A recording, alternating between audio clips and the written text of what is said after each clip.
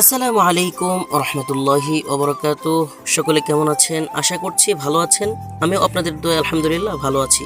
তো দেখতেই পাচ্ছেন আমি কোথায় এসেছি। আমি গফরগাঁও টু টাঙ্গাইল এসেছি। সরি গাইস, একটু মজা করলাম। গফরগাঁও টু টাঙ্গাইল রেস্টুরেন্টে এসেছি। মানে গফরগাঁওয়ের ভিতরে একটা রেস্টুরেন্ট আছে যেটার নাম হচ্ছে টাঙ্গাইল রেস্টুরেন্ট। তো আমরা সেটাতেই এসেছি কিছু খাওয়ার জন্য। মনটা ফুরফুরা আছে।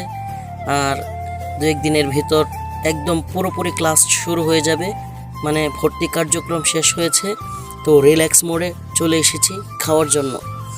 রিল্যাক্স না থাকলে কিন্তু খাওয়া যায় না। তো দেখতেই পাচ্ছেন শুধু রুটি দিয়েছে এবং সামনে কিছু সালাদ দিয়েছে। তো সেগুলোই বসে বসে খাচ্ছিলাম। এখনও ইয়ার কোনো খবর নাই, মানে চিকেনের কোনো খবর নাই। এই বলতে বলতে চলে এসেছে চিকেন। তো এখানে আমরা আসছি তিনজন। তো আমাদের তিনজন সদস্য আমরা এখানে এসেছি খাওয়ার জন্য। ক্যামেরার পিছনে দুইজন আছে। তো ওনারা বলতেছিল যে ওনাদেরকে না দেখানোর জন্য। তো আমি সেটাই চেষ্টা করতেছিলাম। তো চিকেন আসার পর খাওয়া দাওয়া শুরু করে দিয়েছি। এখানকার খাবারের সার্ভিস খুবই লো, কিন্তু ভিতরের যে ডেকোরেশনগুলো দেখতেই পাচ্ছেন খুবই সুন্দর।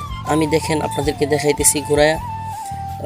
আপনারা দেখতেই পারতেছেন যে ভিতরের যে লোকটা অস্থির, কিন্তু মানে ভিতরের যে ডেকোরেশনগুলো খুব ভালো।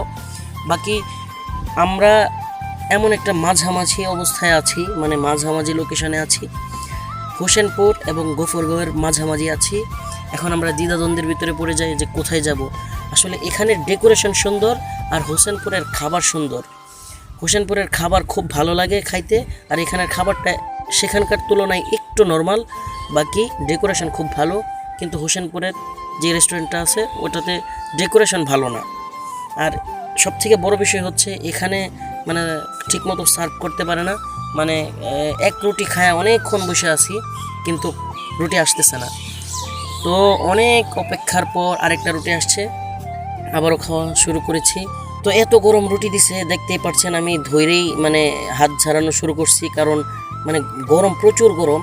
আর বিষয় হচ্ছে অনেক তাড়াহুড়া করে বানায় দিছে এই রুটি ভিতরে কাঁচা ছিল।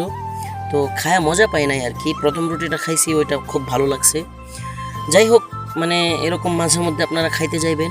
আর সবথেকে বড় বিষয় হচ্ছে কি, মানে ইসলামিক ভিডিও কেউ শেয়ার করতে চায় না এবং দেখতে চায় না। অন্য অন্য ভিডিও কিন্তু খুব ভিউজ হয়, কিন্তু আমাদের ভিডিও কেউ দেখতে চায় না। কেন দেখতে চায় না এটা ওনারাই বলতে পারবে। তো সকলে আমাদের ভিডিওগুলো দেখবেন এবং বেশি বেশি শেয়ার করবেন, লাইক করবেন। আমার ইটস হুজাইফা ব্লগ 2.0